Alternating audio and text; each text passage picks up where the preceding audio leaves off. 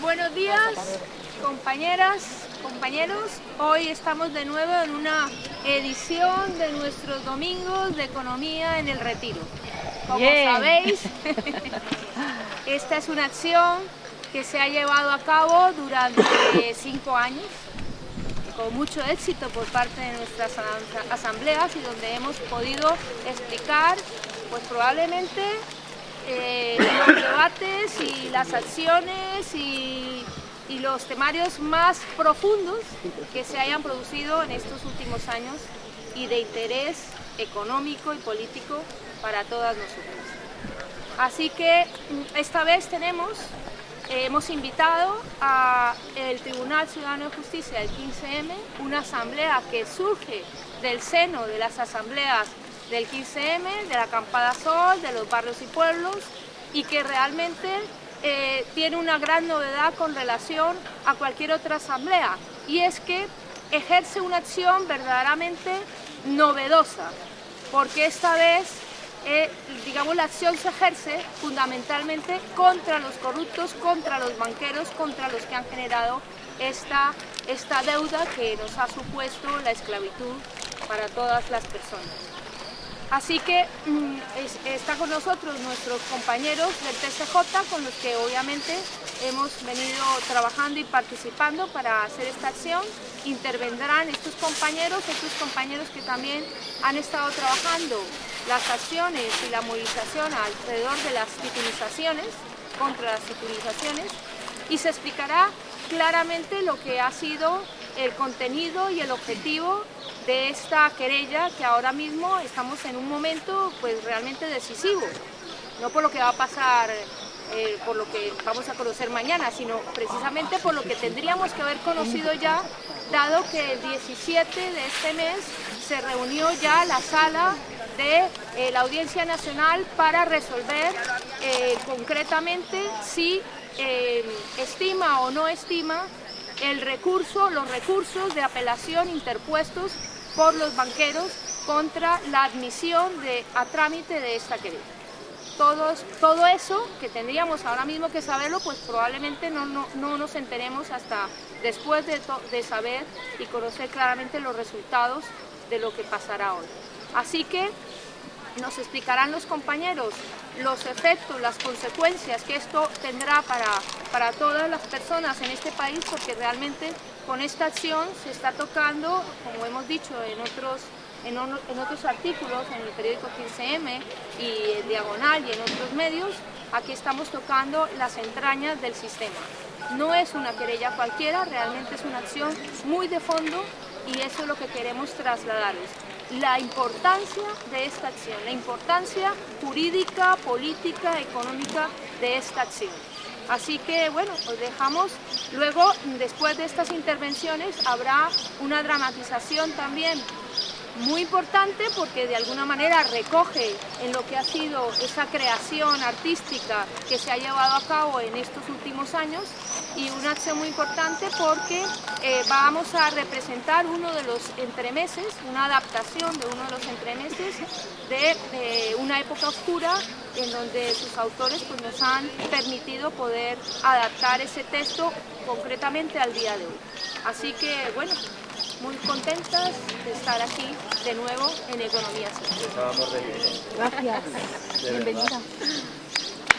Os echamos de menos. Hola, yo soy Pedro, perteneciente a la Asamblea del Tribunal Ciudadano de Justicia. En el tribunal lo que estamos buscando ahora, como forma más inmediata, es demostrar el carácter delictivo del origen de la deuda bancaria hecha pública, a fin de generar instrumentos de negociación en la quita de la deuda, ¿no? Es decir, es demostrar que toda la deuda que ha provocado los recortes y todas las restricciones de derechos en el Estado español tiene un origen delictivo, como he dicho anteriormente, y que según las propias normas de la Unión Europea no tiene por qué ser devuelto. ¿Por qué medios estamos intentando conseguir esto? Nosotros lo que estamos haciendo en el Tribunal Ciudadano de Justicia es aprovechar toda la potencia que ha generado la movilización social y vertebrar un instrumento de canalización de la misma para concretarla en cuestiones muy concretas, ¿no? Valga la redundancia. En este caso hemos empezado intentando, bueno, hemos descubierto lo que es la esencia en la generación de las burbujas inmobiliarias. Como bien sabéis, la burbuja inmobiliaria ha sido una de las causas inmediatas, o la causa inmediata de la crisis que hemos tenido ahora, aunque hay otras muchas de carácter más profundo, pero la metodología empleada para estafar a la población ha sido la generación precisamente de esta burbuja. Nos hemos dado cuenta cómo había determinados elementos que había que estudiar. En primer lugar, cómo ya los propietarios no eran los que dominaban la situación, eran los gestores. En este caso, respecto a los bancos, ya los banqueros no eran los propietarios de los bancos, sino única y exclusivamente los gestores de caudales totalmente ajenos a ellos, con lo cual los intereses que tenían eran distintos a los de esos bancos. Lo que hicieron fue estafar esos banqueros a los bancos, concediendo préstamos que tenían prohibido conceder porque se llevaban una comisión de esas concesiones. Su salario dependía de la cantidad de préstamos que diesen, tenían limitada esa capacidad de conceder préstamos y ellos la superaron para llevarse un beneficio de forma absolutamente delictiva. Eso lo llevaron a cabo infringiendo las limitaciones que hay para la emisión de dinero a través de la deuda. Desde un punto de vista conceptual, los bancos pueden generar tanto dinero a través de la concesión de préstamos como riqueza se haya generado o genere, ¿no? De tal manera que haya más o menos el mismo dinero que la riqueza. ¿Eso cómo se hace? Por un lado, se controla, se intenta que la persona a la que se le concede el préstamo, a través de su trabajo, genere riqueza suficiente y devuelva ese dinero ya en forma de riqueza real, porque ha sido generada por el trabajo, y se equilibre el dinero dado y la riqueza generada. En caso de que eso no ocurra, se establece un sistema que es de garantías. Si esa persona no gana ese dinero, el banco recupera la riqueza presente que ha metido por el dinero a través de la garantía. En el caso de los inmuebles, pues son inmuebles, las casas que se compran. La burbuja inmobiliaria se ha generado a través de la concesión de infinidad de préstamos hipotecarios que no tenían por qué haberse concedido. ¿Y cómo lo hicieron? Para lo que hicieron los banqueros fue sobretasar todas las casas y los inmuebles para conceder más dinero que el de la riqueza que se iba a generar, digámoslo así. A través de la especulación, se genera mayor masa monetaria que riqueza. Una misma casa vale 5, luego vale 10, luego vale 20, luego vale 30, luego vale 40. Pero la riqueza es la misma, exactamente la misma casa. Lo que han hecho los bancos ha sido ir inyectando de forma ficticia más y más dinero al mercado inmobiliario para hacer que suban los precios de forma totalmente artificial. Y esto, como está explicando, se hace de la siguiente manera. Para conceder los préstamos hay unas tablas de riesgo, unas fórmulas matemáticas, en las que la tasación es una de las partes esenciales para ver si te conceden o no te conceden el préstamo. Lo que hicieron fue sobretasar los inmuebles para cuadrar esas fórmulas matemáticas de forma irregular, con unos datos falsos, y conceder préstamos que si no nos hubiesen concedido. La crisis se generó cuando se concedieron todos esos préstamos que tenían un riesgo mucho mayor que el que habían calculado inicialmente y se producen los impagos.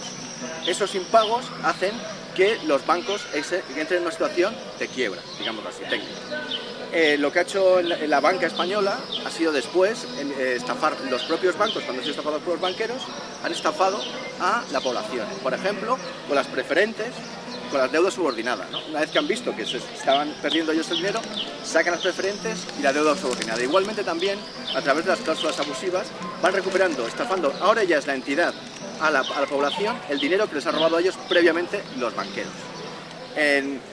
Nosotros hemos interpuesto, tenemos previsto demostrar este origen de carácter ilegal en todos los bancos del Estado español, para empezar. Pero, y como comienzo, hemos empezado con Caja Madrid, porque era digamos, el objetivo en el que teníamos más documentación, más información, y era el más factible para nosotros. Siempre empezamos por lo que es ya es suficientemente difícil de conseguir los objetivos, entonces nos vamos a lo más sencillo dentro de lo que cabe, ¿no? Y en Caja Madrid, además, lo que ocurrió, este proceso que hemos comentado anteriormente, como el banquero estafa al banco, el banco estafa a la población, luego hay un último periodo en esa estafa, en Caja Madrid concreto, que es salen a bolsa y entonces así intentan conseguir más dinero, no pueden cubrir tampoco el boquete que tenían y finalmente rescatan. Y el Estado inyecta 18.000 millones de euros en el tema en Caja Madrid. Nosotros en la primera de las querellas hemos demostrado cómo en Caja Madrid hay una entidad central, que es la Caja Madrid en sí, y hay una tasadora que depende de esa entidad. Se han puesto de acuerdo los dirigentes de ambas, que son los mismos. El presidente de Caja Madrid hay una dependencia directa de Tasa Madrid sobre Caja Madrid, además de ser su cliente único. Igualmente es miembro del Consejo de Administración y de la Comisión Ejecutiva Navasco Cobian, uno de los, el que controla totalmente Tasa Madrid. Y luego tienen un control, directamente una relación absolutamente directa con los miembros de los riesgos de Caja Madrid, ¿no? Básicamente, Sánchez Barcó, que es el director general de riesgos y financiero de riesgos, financiero y de medios, perdón, y Vilches, que es el de riesgos, el director de riesgos. Entre ellos, lo que hacen fundamentalmente ha sido generar la normativa que tienen que aplicar en todas las sucursales.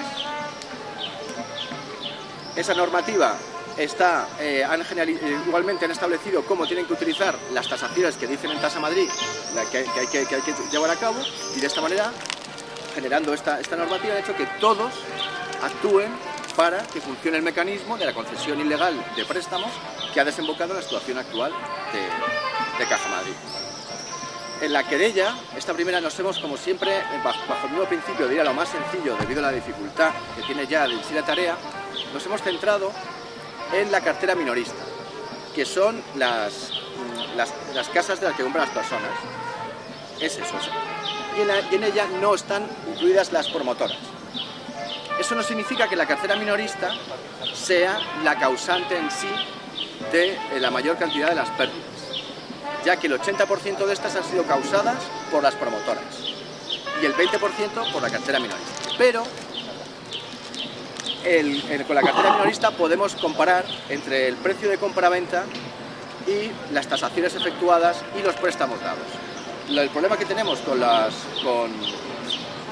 promotoras, además del acceso a la documentación, que es muchísimo más complicado, es el hecho de que venden elementos distintos, es decir, es un terreno, compararlo con un terreno construido, con lo cual el elemento de comparación es más complicado.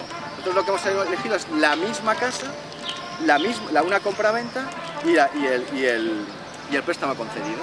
Y podemos ver claramente cómo esa casa en ese momento tenía un precio determinado, que era el precio de compra-venta, y cómo la tasación siempre era por encima.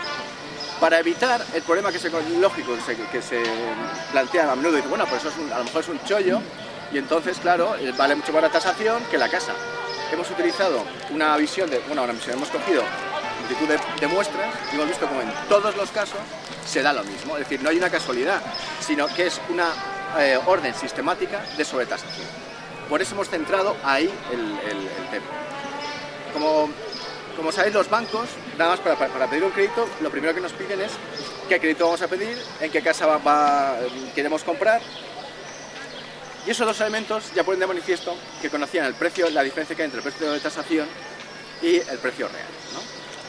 Y bajo esos elementos fácticos tan potentes, que son innegables, es al amparo de lo que estamos desarrollando la querella que hemos presentado, ¿no? Entonces, la estrategia nuestra es igualmente poner de manifiesto la esencia de la generación de las burbujas y cómo los bancos han ido generando más dinero del que tenían permitido generar. Lo han hecho, es decir, cómo han ido dando más préstamos del que tenían permitido dar. Más que los bancos, los banqueros, que de esta manera es como han arruinado a los bancos. La totalidad de la deuda que se ha generado así, en las entidades bancarias, es decir, la totalidad, de la deuda rescatada, tiene un origen en, precisamente, esta deuda que se ha generado tanto en Caja Madrid como en otras cajas y otras entidades. Pero la cantidad rescatada de forma oficial no tiene nada que ver con la cantidad de préstamos y avales que ha concedido el Estado a las entidades bancarias, que llegan hasta, según las cuentas de la Auditoría de la Deuda, 1.400.000 millones de euros. En ese sentido, tenemos que tener en cuenta que es un volumen brutal el que ha alcanzado la deuda. Y el origen en todos los casos igualmente es ilegal. La deuda igualmente es fundamentalmente provocada por una burbuja inmobiliaria, pero ha habido otros muchos elementos de carácter secundario, como podría ser la burbuja que ha habido en sanidad u otros elementos, que también, o las propias fábricas, que también han coadyuvado a la creación de la misma. Pero nosotros nos centramos en la burbuja inmobiliaria porque es la mayor parte de la deuda se ha generado a través de la inmensa mayoría. Lo que no significa que haya muchos otros elementos de lucha en los que hay que participar igualmente. También tenemos que tener en cuenta que las cuantías rescatadas no ha entrado en el rescate en España ni un solo euro. No entró ni un solo euro. Directamente se fue a pagar el dinero que debían las entidades españolas o a avalar los préstamos que tenían pendientes con las entidades extranjeras. Básicamente los bancos franceses, alemanes y estadounidenses, y ya en menor medida italianos. El dinero, los avales que se pusieron, que fueron 54.000 millones de euros, eso sí se destinaron esencialmente a una cosa que se llamaba la Sareb, el banco malo, que llamaron después. Todo ese dinero del rescate se repartió de una manera, es decir, hubo una segunda etapa, que también tendríamos que conocer, en la que se dilapidó todo ello. ¿Y cómo se hizo? De la totalidad del dinero se invirtió en la compra de activos, digamos los tóxicos, de los bancos y se trasladan toda la titularidad, que es lo que se hace, de las casas y se llevan a la Sareb. Son 54.000 millones de euros. Y se establece una diferencia entre lo que es el capital disponible y el capital de la sociedad. De tal manera que toda la cartera de activos que tiene a su disposición las tiene porque está avalado esa cantidad por el propio Estado. ¿Vale? Y luego la capital de la empresa son 4.800 millones de euros, de los cuales dan el 55% a las entidades privadas, que son todos bancos, menos Iberdrola, que creo que es la única empresa que hay que no es financiera. Los demás son el Santander, BBVA, las grandes, las que no han sido rescatadas. Se quedan con más de la mitad del rescate por 2.400 millones. 2.450 millones, perdón. El 55% de 4.800, lo que dé. Esa cantidad se quedan el 55% del dinero del rescate. Eso es lo que ocurre con ese dinero. Nos lo vuelven a quitar. Eso también es una cuestión que tendríamos que analizar.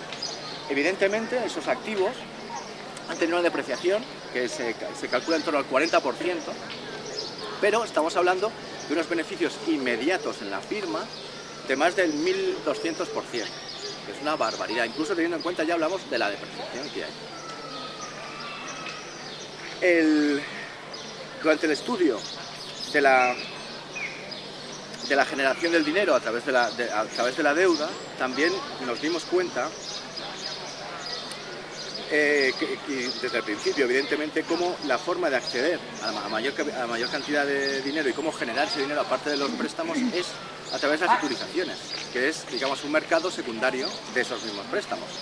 Cuando se concede un préstamo hipotecario por 100.000 euros, ese mismo préstamo lo vuelven a vender a otro banco y consigue otros 100.000 euros. Por esos 100.000 euros dan otro préstamo, lo vuelven a vender y así van consiguiendo más y más dinero.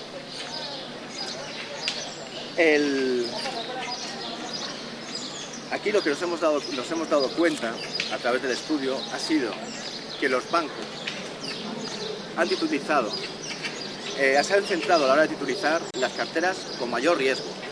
Se han quitado de en medio el riesgo titulizándolo y vendiéndolo a terceros. Que esas carteras de mayor riesgo están constituidas, es decir, que las casas desahuciadas están en su inmensa mayoría, bueno, prácticamente su totalidad, incluidas en esas carteras de mayor riesgo. Hemos descubierto que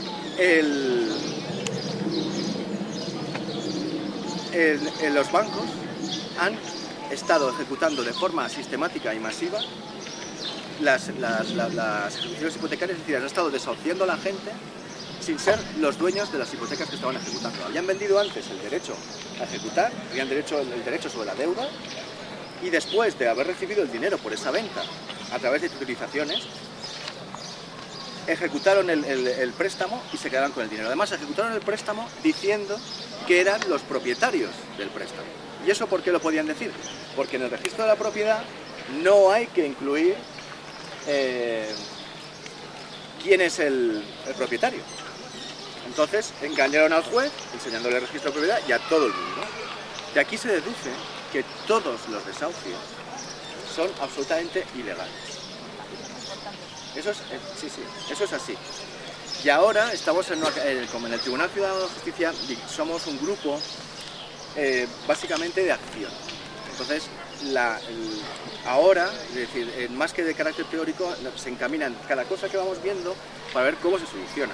Entonces, ahora estamos también intentando generar instrumentos para dar la vuelta a todo esto. Primero nos hemos ido entrenando, gracias en gran medida también al trabajo del grupo de titulizaciones, que va a hablar con posterioridad, que es un elemento esencial, el hecho de que haya una colaboración de carácter horizontal entre las distintas asambleas, el hecho de que nos ha permitido seguir trabajando sobre ello, ¿no? Entonces ahora lo que vamos a intentar es que pueda recuperar toda la gente que ha perdido sus casas, intentar recuperarlas generando los instrumentos jurídicos necesarios para ello, que son una serie de recursos que vamos a interponer y darles una difusión masiva para que sean utilizados. También es muy importante este efecto el hecho de la difusión, es decir, que todos participemos en poner en conocimiento de los demás lo que ha ocurrido, porque es tan difícil de creer que realmente haya ocurrido esta barbaridad, que se lo cuenta la gente y como que no lo entiende porque no puede ser verdad, pero es verdad. Ya se han ganado 11 ejecuciones en las que se han alegado esta cuestión, en las que se han visto pues, efectivamente que habían estado estafando los bancos, y ahora se tiene que proceder a la apertura de una nueva zona de lucha para recuperar todo el tema de la vivienda.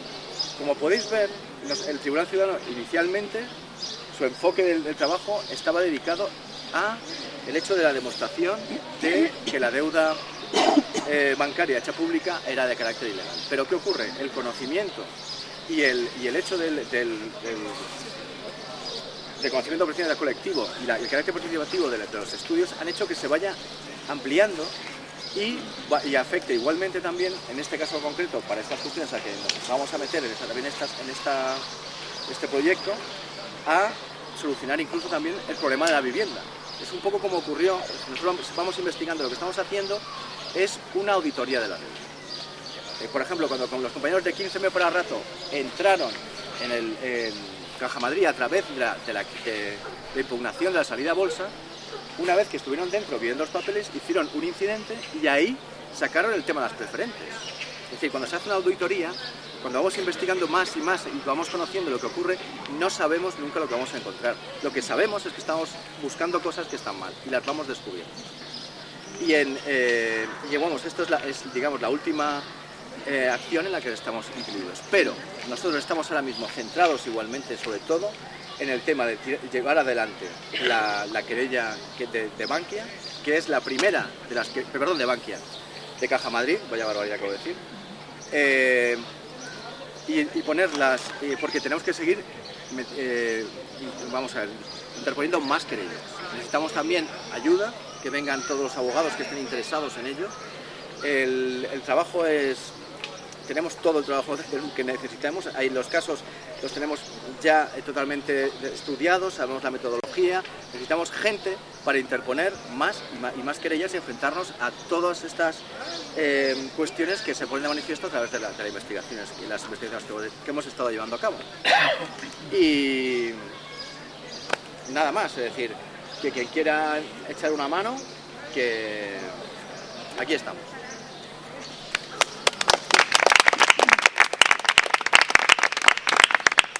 Bueno, ahora, como habéis escuchado, en este momento, con independencia de lo que se va consiguiendo, porque hemos visto cómo también en estos últimos años las pequeñas y las grandes acciones van avanzando en el sentido de ir consiguiendo poco a poco recuperar,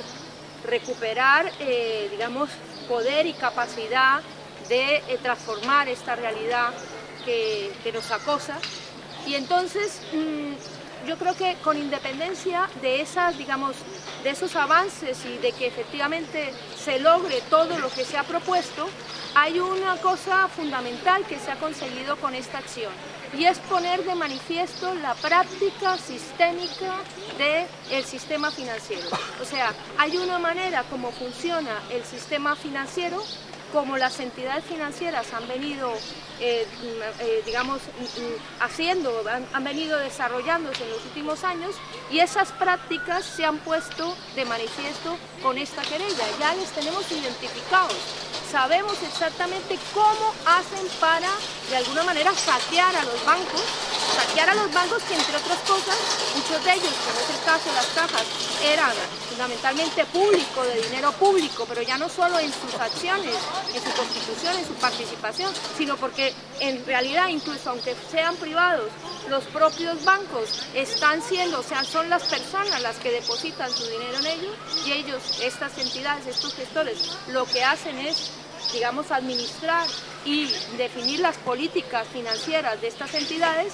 Y nosotros lo que hemos descubierto con esta acción, y cada vez vamos más y más profundizando en ello, cómo son esas prácticas sistémicas que permiten que saqueen los bancos y que de alguna manera roben a las personas, o sea, nos quiten nuestro dinero, el dinero que hemos depositado, pero también, y a partir de ahí, cómo con esas prácticas consiguen generar deuda, generar la burbuja financiera, y además, como un efecto el más sangrante, que es por el que se ha movilizado muchísima gente, le quiten a las personas sus casas y sus viviendas.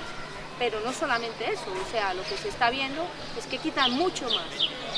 Y entonces, con estas prácticas, que ya os digo, el solo hecho de interponer esta acción y poner de manifiesto esta práctica sistémica, pues nos ha llevado a establecer, digamos, alianzas con otros grupos que también venían investigando con unas partes muy concretas de estas prácticas defraudatorias que se han producido por los gestores, que han desarrollado los gestores de estos bancos. Y es una de esas prácticas importantes, que para nosotros son de las más lesivas, es la titulización. Vamos, la titulización se produce en general en todo el sistema financiero. Lo que pasa es que con el tema de las viviendas, esto se ha demostrado lo más sangrante para la mayoría de las personas. Entonces va a venir un compañero a explicarnos exactamente en qué consiste esta titulización, cómo se manifiesta, cómo hemos descubierto esta práctica lesiva para la población.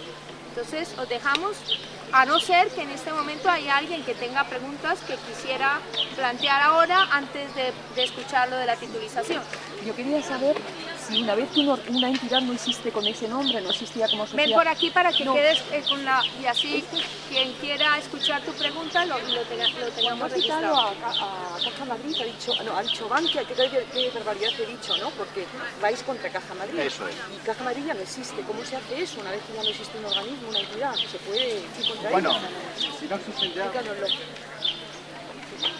Cuando son compradas siempre, eso es una cosa que ocurre de forma habitual. Con las cajas, y ha habido muchas reestructuraciones.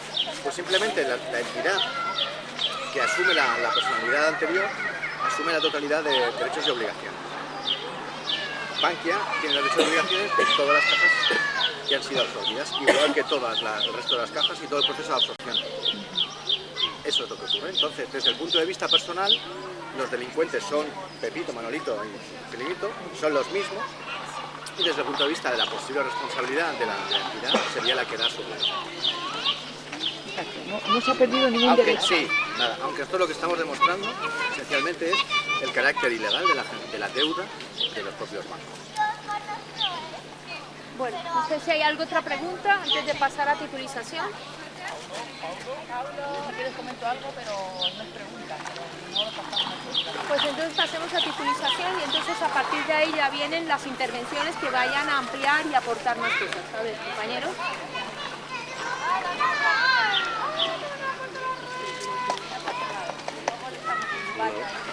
Muchas gracias por darme esta oportunidad de hablar. He llegado un poco tarde porque nos hemos perdido desgraciadamente y teníamos algunos problemas personales que bueno, no vienen a cuento en este momento.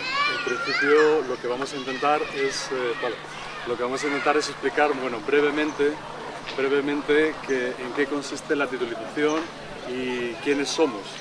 En principio quizá empezamos mejor por quiénes somos.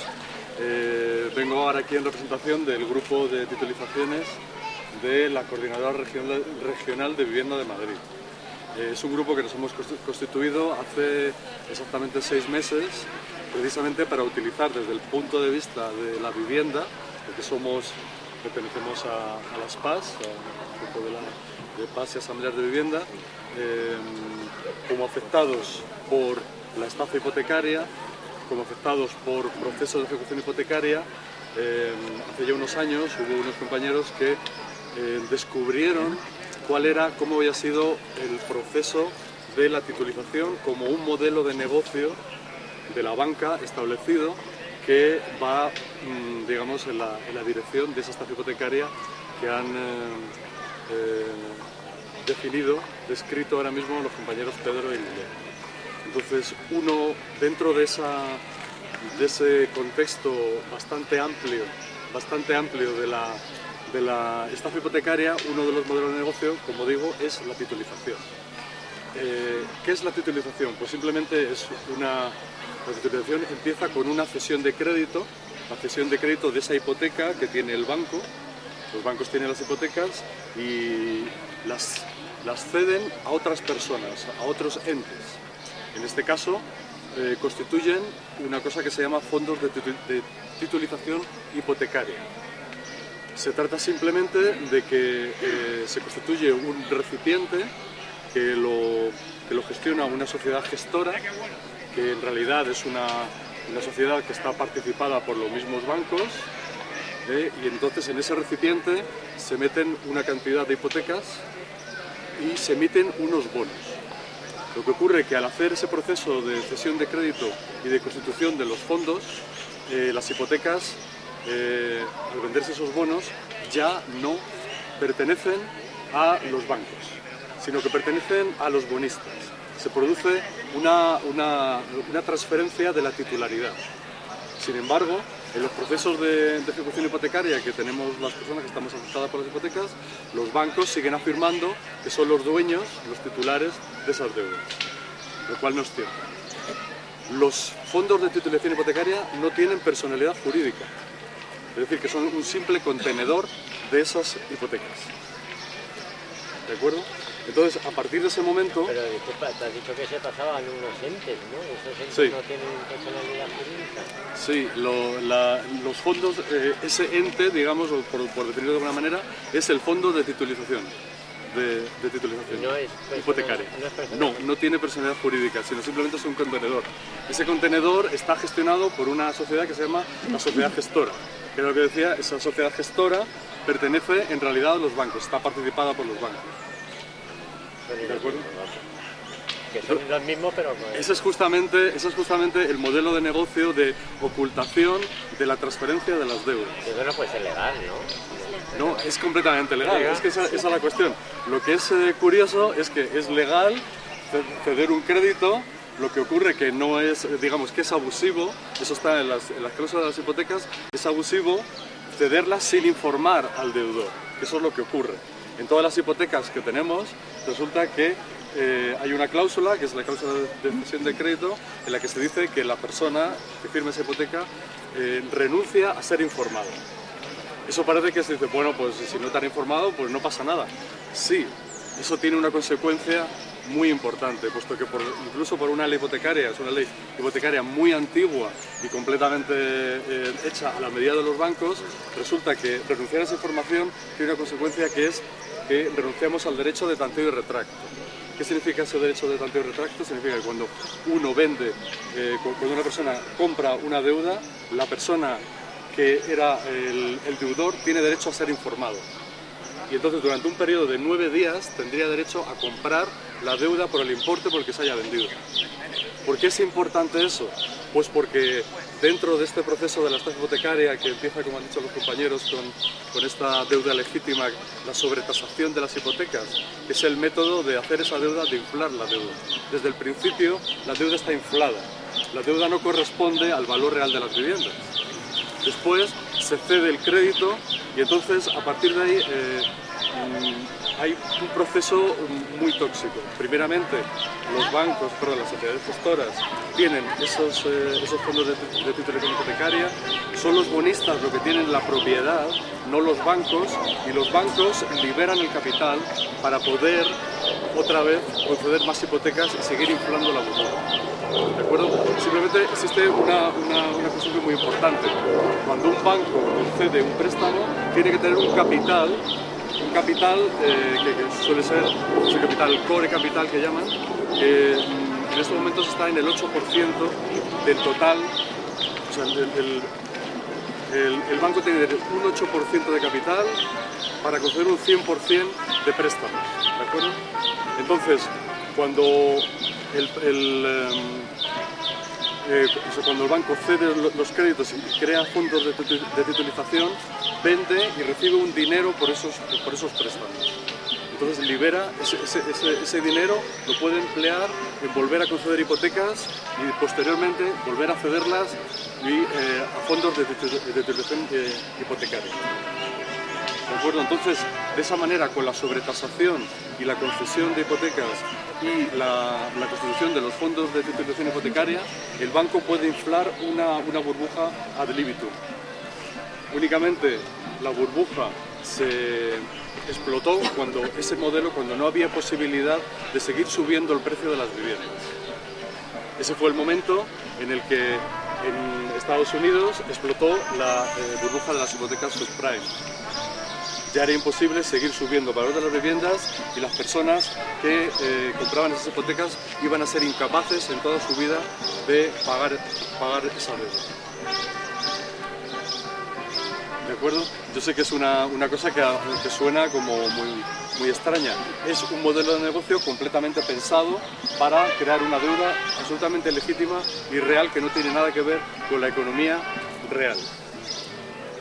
Y ese es solo el principio, puesto que después hay todavía más pasos posibles. Por ejemplo, después de que explotara la burbuja inmobiliaria, hubo una burbuja financiera y hubo bancos que quebraron. Por ejemplo, esta quiebra empezó en Lehman Brothers en el 2008 y después siguieron otros bancos. A partir de ese momento, un momento, porque he perdido el hilo. ¿Qué es lo que quería decir?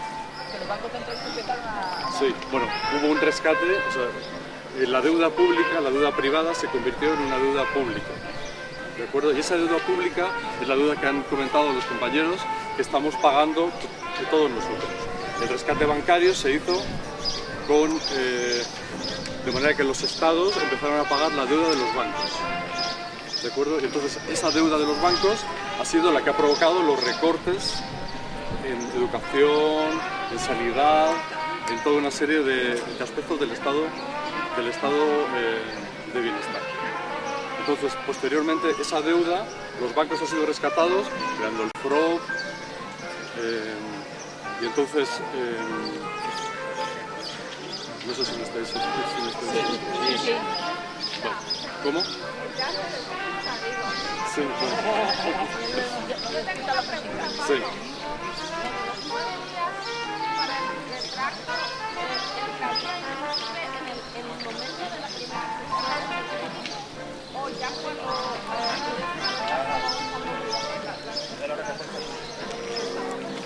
No, bueno, el retracto, el derecho y retracto, yo creo que es más eficaz en el momento en que ha pasado un fondo buitre. ¿Por qué? Porque realmente cuando una hipoteca pasa al fondo buitre ha sido comprada por un precio muy inferior al precio inicial. ¿De acuerdo? Entonces, como las hipotecas las compran por un precio muy inferior, nosotros seríamos en teoría capaces de poder comprarla por ese precio. ¿De acuerdo? Entonces, bueno, esta cuestión es, no voy a seguir con la explicación de los fondos de titulización. En principio lo que quería era presentar el grupo de titulización hipotecaria que estamos trabajando ya desde hace 6 meses en la Comunidad de Madrid.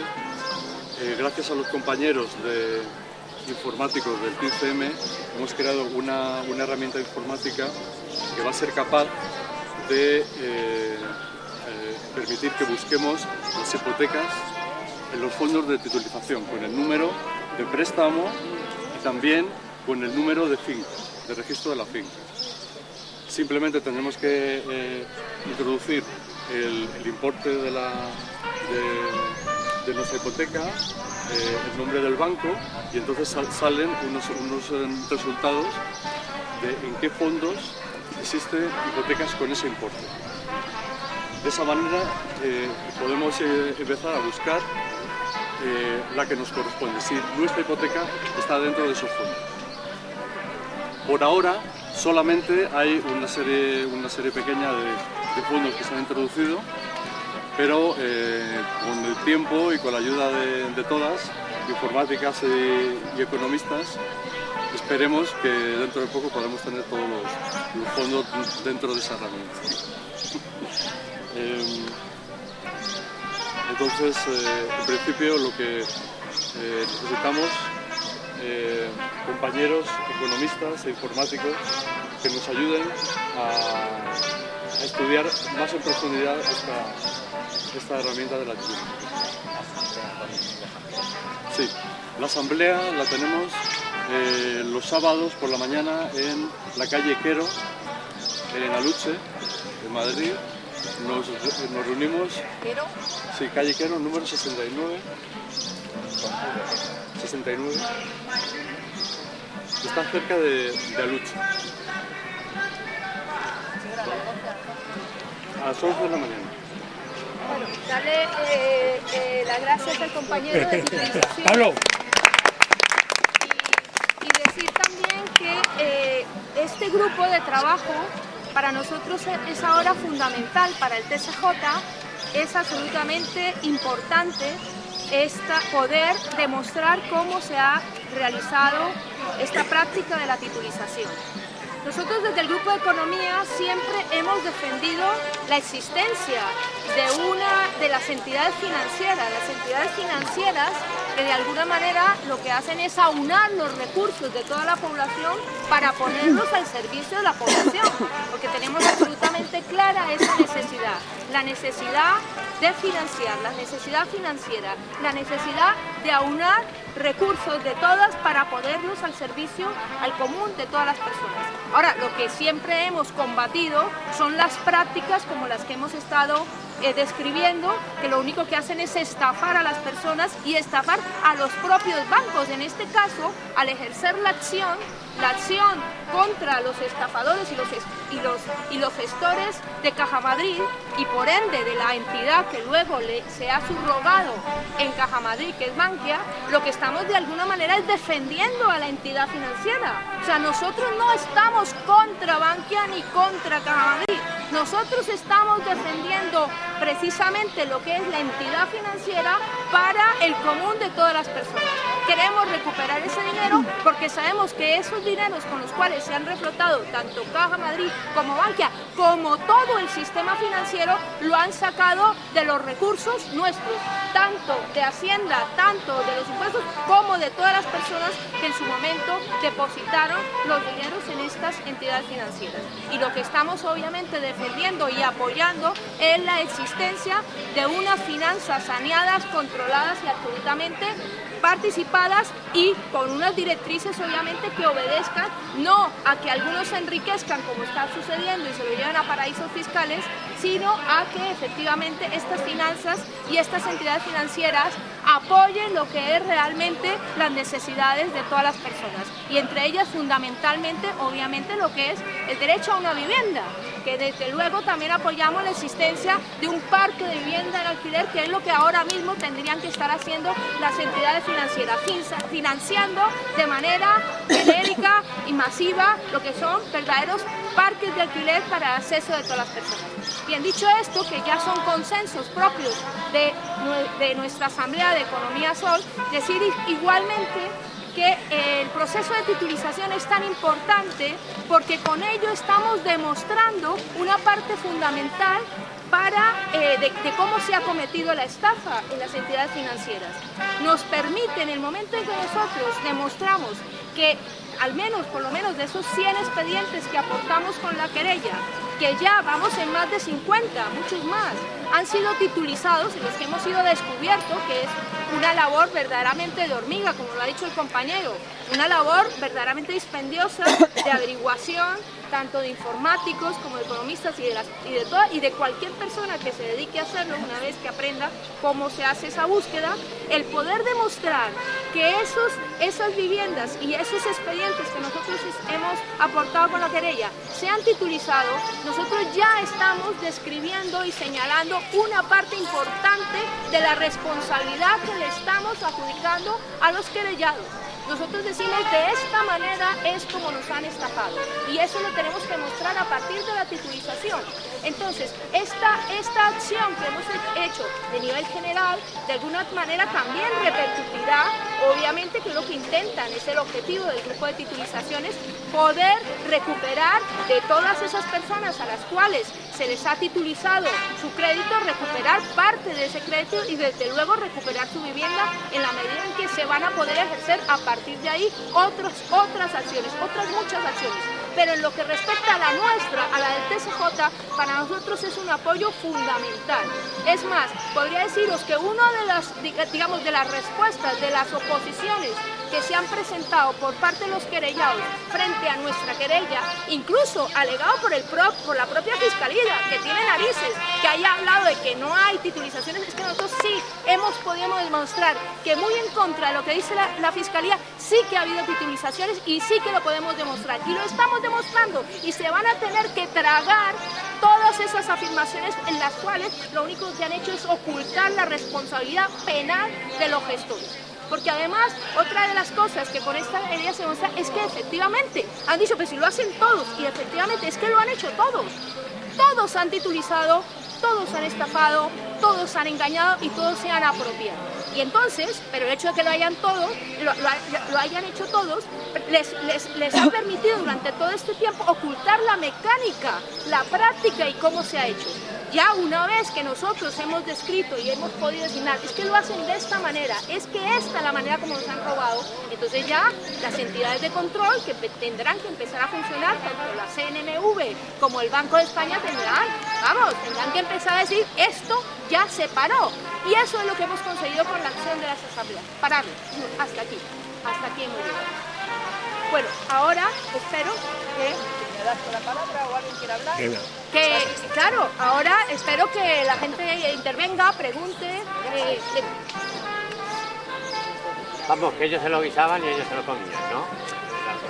Bueno, yo creo que Liliana ha hecho una puntualización muy importante. El sistema financiero es necesario, porque es muy difícil comprar y vender sin dinero. O sea, tendríamos que estar con el a ver si tengo yo 3 kilos, un cordero para poderme... Eso es imposible. El trueque es, a la altura que estamos, que sería imposible. Pero entonces, lo que sí que es muy importante que ha dicho Liliana, que si hace falta la banca, pero otro tipo de banca. Por eso yo que estoy aquí, que ya sabéis que aparte de estar con vosotros, estoy también en la plataforma por la banca pública, eso que dice Goyri Golzarri, que es que últimamente ha habido un congreso de periodistas diciendo, no tiene sentido la banca pública. Sí, señor, es otro tipo de banca. Luego la banca pública al servicio de todos y sin esas prácticas fraudulentas.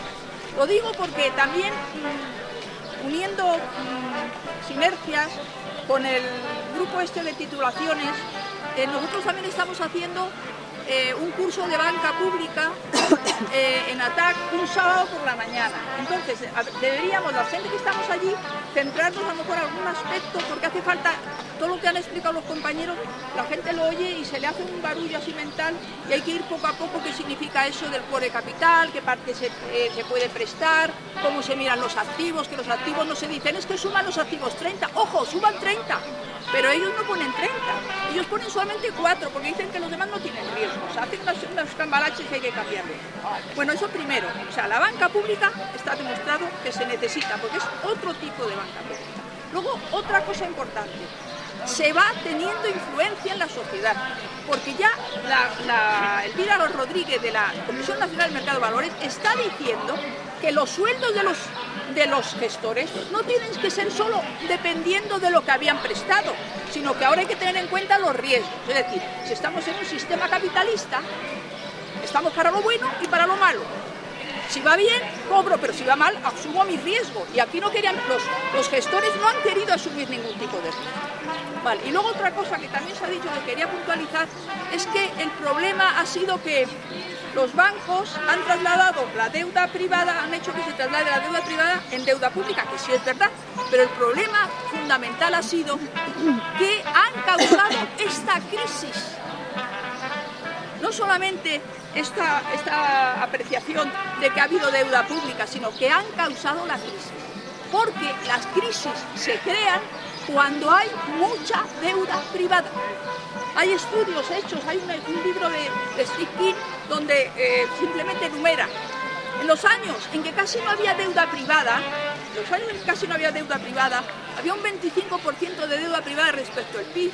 El PIB en los años después de la posguerra, cuando apenas había deuda privada, no había crisis. ¿Qué ha pasado? Que empiezan los bancos a prestar por encima de lo que pueden prestar por estos tipos de sistemas.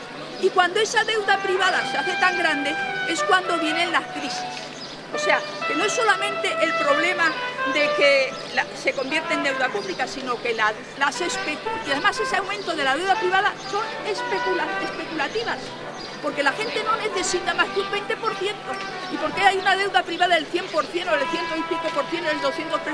Porque es deuda especulativa. Y la especulativa, como ha explicado el compañero, simplemente sirve para aumentar los precios, para comprar, para vender, para comprar, para vender. Y cuando llega un momento en que, como ha explicado el compañero, es tan caro el activo que no se puede pagar, entonces viene la burbuja. ¿Y la burbuja a quién perjudica? Perjudica precisamente a la población. No perjudica a los banqueros ni a las grandes fortunas, a la población corriente. Entonces a mí me parece también muy interesante lo que habéis dicho del retraso. ¿Cuándo se puede hacer? ¿Cómo se puede hacer?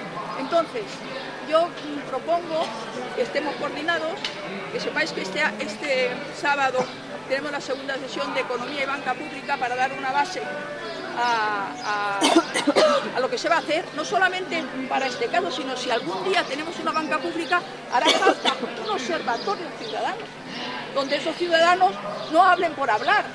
Tenemos que ser científicos, con datos y conociendo la realidad.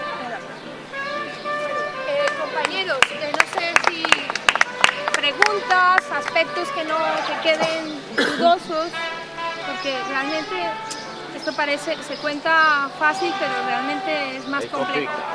Es complejo. De la mitad no me he enterado, pero bueno. Bueno, pues mira. Lo que sí, eso es que algo he hecho muy bien en mi vida, no hipotecarme nunca, ¿no? Algo bueno es. Efectivamente, es una buena. Bueno, no sé quién más. Ven para acá. Y así ya queda grabado. Hola, Pablo. Yo vengo de Getafe y entonces hemos hecho algún taller de buscar préstamos en utilizaciones y a veces hemos encontrado que aparece que está liquidado, que ese fondo está liquidado y no me queda claro si eso quiere decir que ha vuelto al banco, ha vuelto a comprar el banco y por lo tanto el banco no va a tener el derecho sobre los créditos. Si me puedes explicar.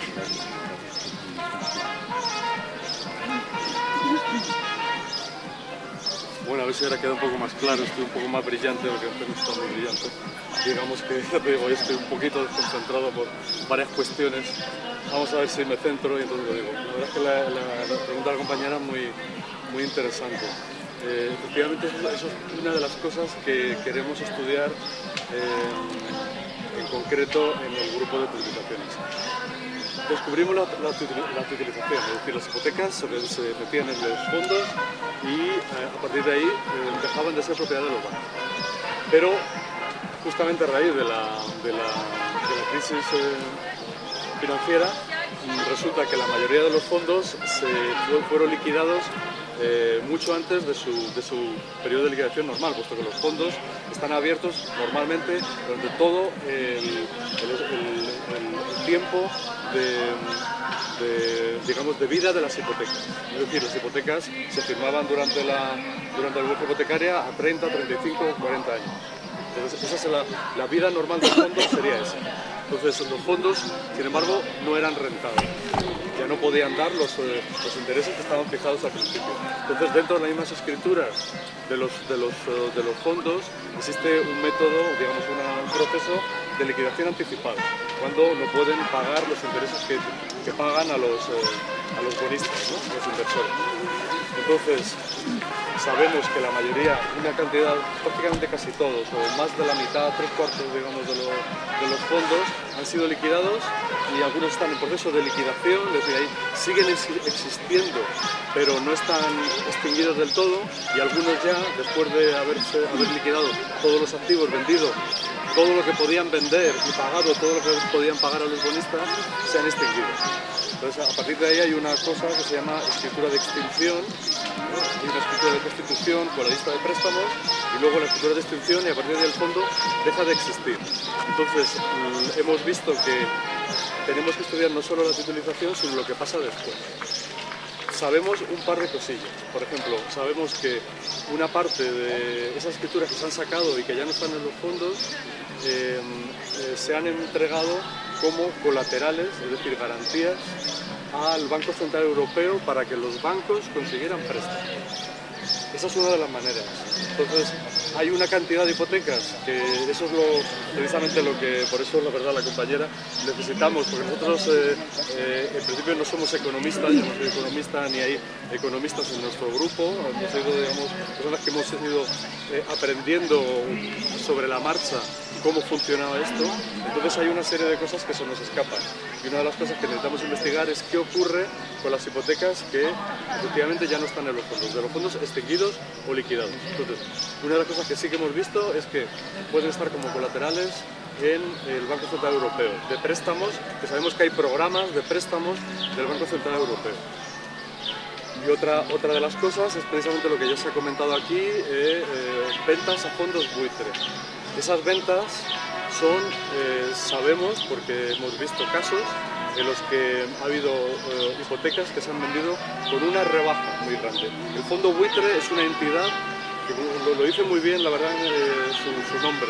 Es un buitre que está esperando a la carroña.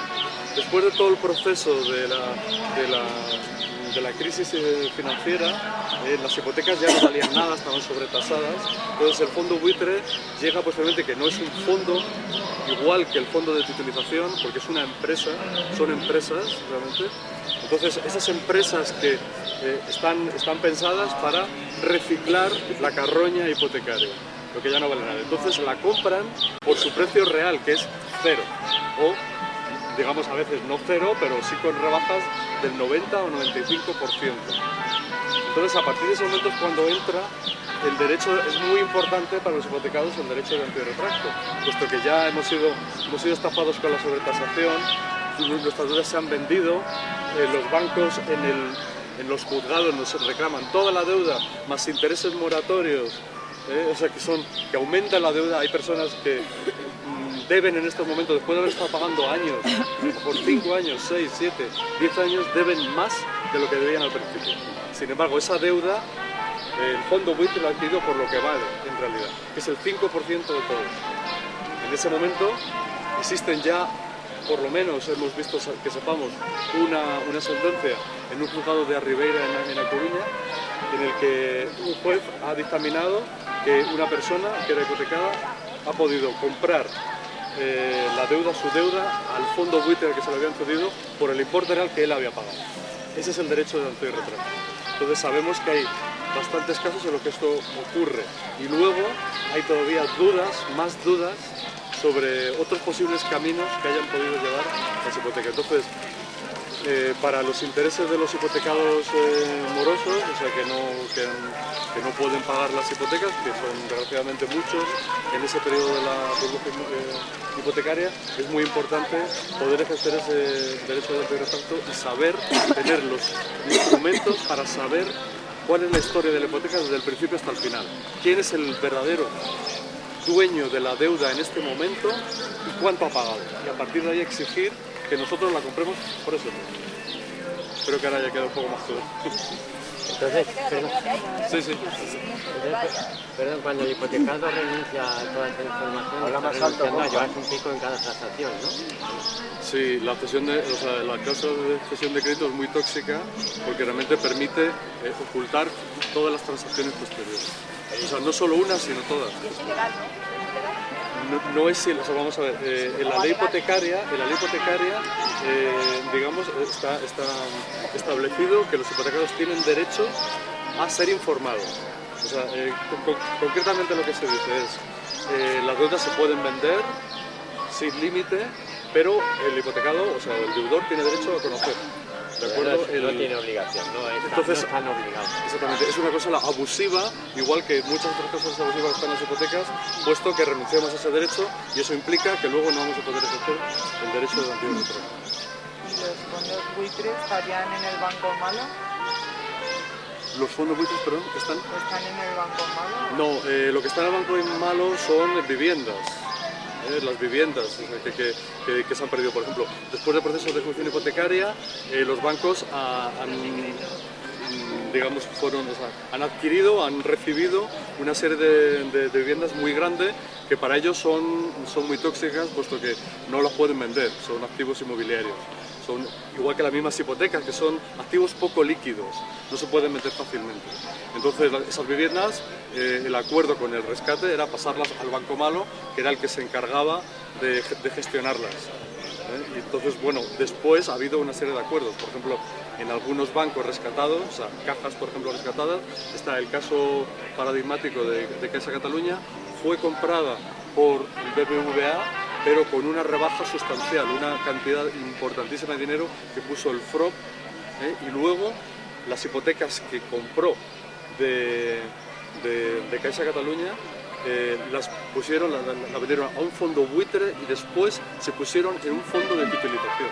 O sea, hay todo un método realmente increíble de ocultación de la deuda.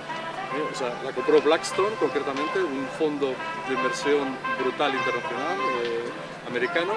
Compró las deudas con una rebaja ya muy importante, esa diferencia la pagó el FROB y después se han metido en un fondo de titulización. En ese momento ese fondo de titulización, que se llama FTA 2015, está gestionado por una sociedad que se llama Anticipa y pide a los hipotecados de esa Caja Catalunya, les pide el importe total de la deuda. ¿No se podría obligar a los bancos a que esa vivienda fuera social? Porque en Europa se hace... Sí, un poco más alto porque no la he escuchado. Obligar a los bancos Habla para la cámara. a los bancos se les podría obligar a que esas viviendas fueran sociales como en Europa. Sí, bueno, una de las... Repite la pregunta para que... Sí, por supuesto. Bueno, lo que ha dicho la compañera, si se puede obligar a los bancos a que las viviendas sean sociales. Esa es una de las reivindicaciones de las asambleas de vivienda y de las PAS, que las viviendas se pongan a disposición de la gente. Una de las reivindicaciones es que para solucionar las deudas hay diferentes formas de solucionar las deudas que se tienen, una dación en pago con un alquiler social. Es decir, que esas viviendas se pongan a disposición de los ayuntamientos, por ejemplo, sería una solución. También que las comunidades y los ayuntamientos gestionen a través de las empresas públicas de vivienda esas viviendas que adquieren de los bancos. Es una de las reivindicaciones. Sí, hacemos un par de preguntas más porque ya viene la dramatización enseguida. Ven para acá. Una compañera que estuvo desde el inicio en el TCJ, había ido y ahora ha vuelto. Pero es una alegría tenerla con nosotros. Mi alegría volver. Está en el grupo de YouTube. A ver, yo tengo una pregunta para las abogadas, se pueda decirme. El registro mercantil, la información del registro mercantil es pública, porque a mí me surge esta pregunta debido a que ya hay personas que están viviendo en sus propias casas, pero alquiladas por una empresa, ¿no? Se sobreentiende que esa empresa tiene que ver con el banco con quien tenían su hipoteca. Entonces, ¿cómo averiguamos qué tipo de empresa es esa? Si es una inmobiliaria cualquiera, es una inmobiliaria del banco, es a su vez un fondo buitre gestionado indirectamente por el mismo banco. Y me surge la idea de que el registro mercantil tiene que darnos esa información. Pero ¿es pública esa información o tenemos que ir a hacer un escrito de parte de una empresa o cómo lo hacemos? Es una cuestión para economistas, no sé. Investigadoras, Sí. o interesados, No sé si o autodidactas. No puedo decir si el... Aquí el compañero. Que la repita, claro. Sí, a ver, la idea es esta. Conozco un caso de una persona que está viviendo en su casa, pero después de evitar el desahucio y sin que le diesen condonación, tiene un alquiler social con una empresa. Su hipoteca pasó de mano en mano entre varios bancos, porque fueron absorbidos sucesivamente por varios bancos, ¿no? Ahora, la empresa que le concede el préstamo es una empresa que se entiende pertenece a uno de los bancos de los que él tenía la hipoteca, ¿no? Ahora, ¿cómo sabemos quiénes son esa empresa? ¿Por qué? Porque podemos a través de esto averiguar que esa empresa sea, por ejemplo, una inmobiliaria independiente que el banco le ha concedido la administración de esa casa, que sea una inmobiliaria del mismo banco o a su vez que sea un fondo buitre. Bueno, aquí la pregunta es, ¿quién es el propietario de la casa? Sí, ¿cómo lo averiguamos? Pero para ir El a... propietario de la casa es el titular del contrato de arrendamiento, tiene que estar en el contrato. Sí, pero lo que queremos saber es la empresa. ¿De dónde sale esa empresa? ¿Cómo llegó a sus manos el piso? Vamos a ver, la empresa, aquel que puede arrendar el piso es el propietario. Si la tiene un fondo buitre, el propietario es el fondo buitre. Si la ha adjudicado en pago el banco, el propietario es el banco. Pedro, hablas aquí, hablas aquí. Bueno, si se ha adjudicado el banco, el propietario es el banco. Si la ha comprado el fondo buitre, es un fondo buitre. Si se la ha vendido a un tercero, será el tercero. Eso es Pero el que te va a alquilar. Sí, pero la parte de la pregunta es saber quiénes son ellos. ¿Cómo lo sabes? ¿Cómo Porque sabemos? en el contrato de arrendamiento hay que Ya, pero es que hay otra historia. De por medio ha ocurrido que el alquiler era a 5 años. Ahora les dicen, no, nos lo hemos pensado y va a ser solo por 3 años. Eso no puede ser. Él hace un escrito de respuesta. No, ya tiene hecho por 5 años. Pero Pero no, se es que a quieren 5 años ya retractar. no existe, los alquileres son a 1 año y te lo tienen que... No, Pero no espera, existe ya. Ha la cambiado. historia va así, se retractan de hacerle a 5 años. Él hace un escrito diciendo, pero habíamos acordado esto y tal, ¿no? Y ¿sabes la respuesta que le dan? Que lo que no sé es que si la tiene por escrito, ¿no? Le dicen, no sabemos dónde está tu piso, no sabemos dónde, no lo tenemos en ninguna base de datos. Ellos mismos, la empresa esta, dicen, no sabemos cómo es que nosotros te hemos alquilado el Muy piso. bien, vale. Yo no sé exactamente el caso concreto de la empresa esa, cómo funciona. Vamos a ver. Lo que hay es por qué en el tema de las utilizaciones hemos podido entrar en una contradicción del sistema. ¿Cuál es la contradicción del sistema?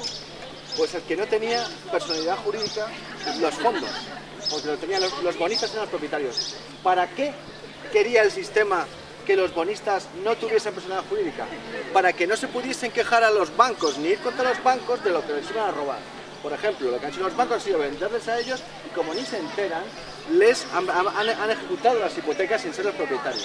Para eso el gobierno había tenido una ley que decía que no hacía falta inscribirla en el registro de la propiedad. Entonces ellos han ejecutado 350.000 viviendas. que haya otro sistema por el cual una empresa se haya hecho cargo de, pues probablemente, hay toda la opacidad, pero siempre el que va a alquilar es el propietario. Y si alguno alquila en nombre de alguien, tiene que decir que alquila en nombre de alguien. Y si queremos saber quién es la empresa que le ha hecho eso, será una propietaria. Ahora, con el caos, con el marasmo que hay, pues para el caso que tú preguntas, habría que saber mucho más concretamente todo, porque yo te digo, hacen lo que quieren. ¿Vale? Pero la protección O sea, ¿cómo se me dirá propiedad? Oye, el catastro... Solo una puntualización, en realidad, la cuestión del registro mercantil, entiendo, tiene que ver con la titularidad de la empresa, o sea, quiénes son los accionistas de la empresa, si es una empresa, digamos, una sociedad limitada, una sociedad anónima y tal.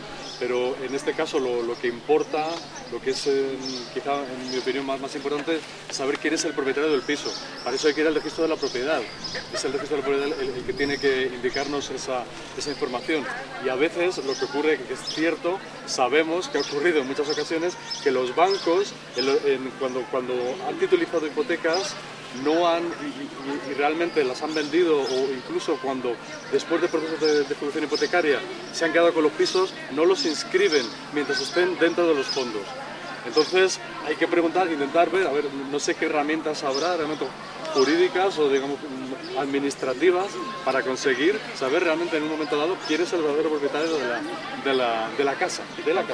En todo caso, lo que sí es cierto es que para, digamos, tanto el arrendatario como la persona que de alguna manera esté ahora disfrutando de su vivienda y se ve ante una situación como esa, lo que tiene que hacer primeramente pues es enterarse jurídicamente de qué acciones tiene, porque probablemente pueda seguir ejerciendo, disfrutando de ese piso en calidad de arrendatario o de legítimo propietario, digamos en cuanto que hipotecado y adquirido esa vivienda, y pueda seguir ejerciéndola indefinidamente mientras que nadie ejerza una acción contra él.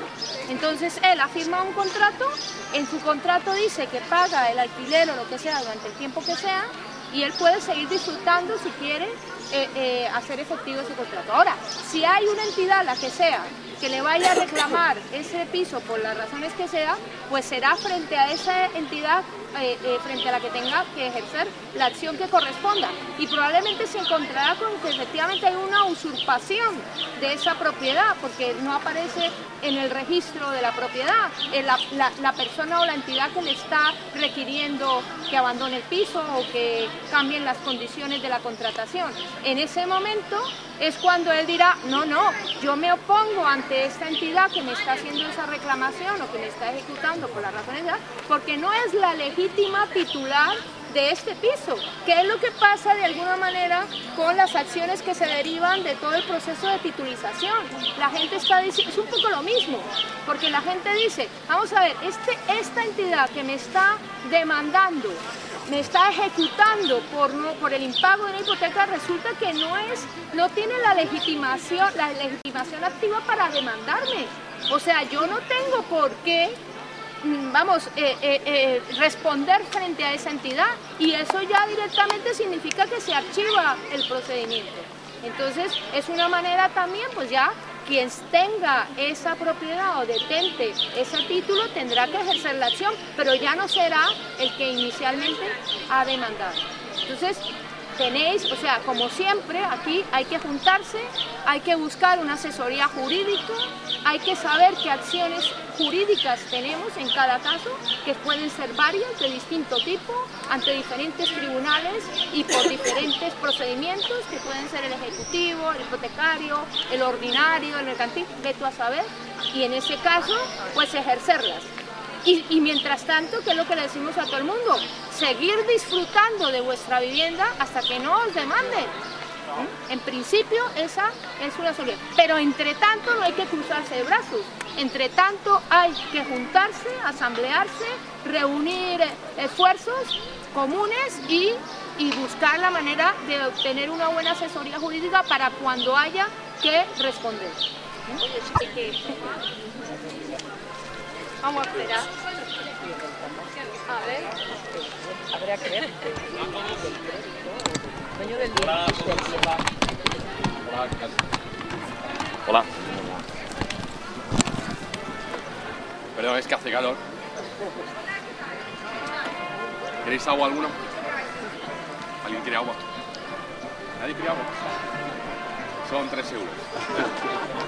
La participación preferente son 3 euros, recauda Oscar. Bueno, pues estoy aquí para explicarles cómo fue la cosa. Lo traigo aquí todo bien apuntado, ¿eh?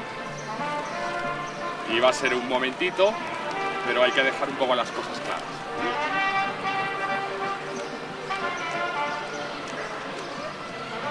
Bueno, yo soy Raposo, y vine del FMI a salvar Caja Madrid, que había sido pues mangoneada, blesada, moral santinizada y para colmo fusionada con ruinas valencianas. Bueno, ya saben cómo son, ¿eh? Qué horteras, qué horteradas.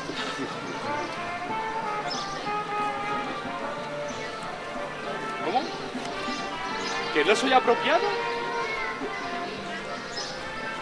¿Que soy gafe? ¿Que todo lo que toco se deshace? ¿Que soy negociante manirroto y marrullero? ¿Que las empresas de mi familia junto a mis hermanos he arruinado? ¡Brujas a mí!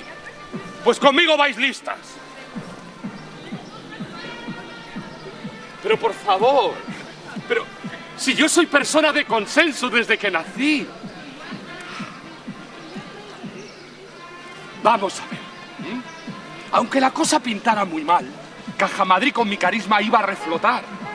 Inventamos un nuevo producto financiero. No daba nada a cambio, pero atraía mucho dinero. ¿Qué más quería la gente? No, un desfalco no, para nada. Eran participaciones preferentes en cajas bien aparentes. ¿Deuda permanente? No, esto no es deuda permanente, ¿eh? Se ofrecían rentabilidades colosales, medio punto por encima de otras sucursales. Bueno, eso siempre y cuando los clientes vinieran a raudales. Y de eso se encargarían, supuestamente lo harían, nuestros bancarios comerciales, expertos en juegos florales. ¿Me engaño? No, para nada, tacaño. La Bankia no engaña. Sus operaciones las avalan la Comisión de Valores y el Banco de España. Pero es que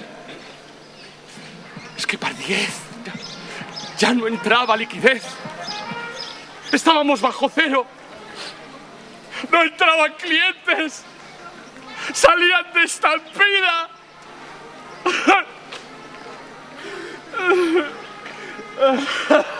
Olvidando que no tenían garantía y pretendían pillar los pillos nuestro dinero, y se les dijo que esperasen sentados el socorro del Estado. A los tribunales ya fuimos. Que no hay atajos. Sí que los hay, dar capotazos. ¡Qué corrida! Tuvimos de subalterno al fiscal general. Estuvo genial. Que muevan los atestados, que se nos juzgue. Pero si ya se nos juzgó y se sentenció y se dijo: las personas inculpadas,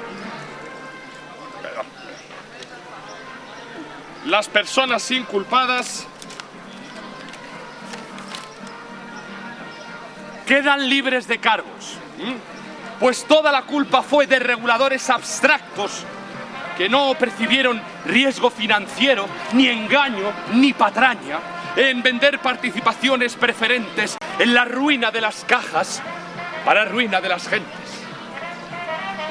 Y sí, quedamos libres. ¡Libres! ¿Tarifana? No, hermano. Tarifana no. Yo no seguí creando tretas, sino haciendo milagros. Primero me fui a Santander, con el botín de mi ingenio, a sentarme en un gran banco. a esperar mi recompensa, mi premio. ¿Cómo dices? ¿Un bohemio? ¡Náufrago! Ah, pues mira, eso me gusta. Eso es lo que soy. Soy un náufrago bohemio y arruinado, que surca los mares. Tengo el síndrome del raposo apestado. Y más que manirroto, soy aventurero. Los varios predios fundí. Qué disgusto hay de mí. Arruiné carteras pecuniarias, financieras estrafalarias, inmobiliarias de vanguardia, todo eso y mucho más. Era un perder y no parar. Estuve a punto de irme por la escotilla. ¡Qué pesadilla! Así penaba Raposo por el mundo cuando vino el jefe. ¡Qué gracioso! Vino el jefe y me dijo: Raposo, no estés pesaroso, pues hay que salvar a España de lo público, porque el público vive en el error de creerlo todo suyo, y de cuyo, como eres experto en quiebras, te nombraré responsable principal de Economía y Hacienda. Y ahí, ahí sí que nos entregamos todos.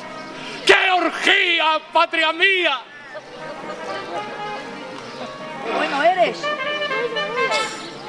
Y acabé de privatizar las joyas de la corona. Desde Argentaria hasta Telefónica, Tabacalera, Repsol, Endesa. Que si pedí créditos para lo mío Argentaria siendo vicepresidente segundo. Pues sí, los pedí. Pero como todos, ¿no? Yo también me doctoré en economía política. Y no lo olviden, mi situación era crítica. Tenía que reflotar mis empresas, que de deudas injustas estaban tiesas. Y además fui comendador por España en las juntas de contadores del FMI. Y finalmente fui superintendente gerente. Sí, señor, yo lo fui. No lo soñé. Bueno, tampoco el depositante soñó que era rico. Pues a su manera lo fue, ¿eh? Yo le pasé de gente corriente a cliente preferente. ¡A accionista! ¡Ay! ¡Qué artista! Pues sí, majete, soy un artista. Sobretasaciones. ¡Qué bellas canciones, eh! ¡Titulización! ¡Ay, qué gran invención! ¿Qué ideas tuvimos? Nosotros no perdimos. ¿Y el accionista? Pues sí. Se quedó sin numerario. ¿Y qué? ¿Acaso no te advertí yo de esto? Te lo dije y lo firmaste. Esto no lo soñaste. Me acuso. Aunque es verdad. Es verdad. La vida es sueño. Totalmente de acuerdo. Así pues, reprimamos esta fiera condición, esta furia, esta ambición. Wow. Por si alguna vez soñamos. Y así haremos, pues estamos en un mundo tan singular que el vivir solo es soñar. Y la experiencia me enseña que el hombre que vive sueña lo que es hasta despertar.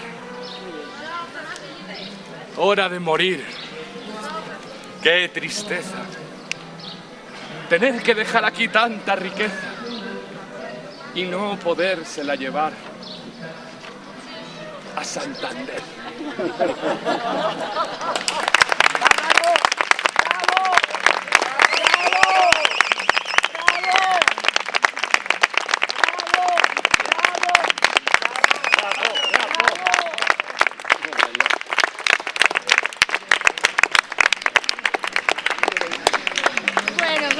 Con esta maravillosa actuación de nuestro compañero José Gamo, que realmente ha estado espléndido y maravilloso, adaptando aquel entremés como se ha hecho para todas nosotras y bueno, para este momento.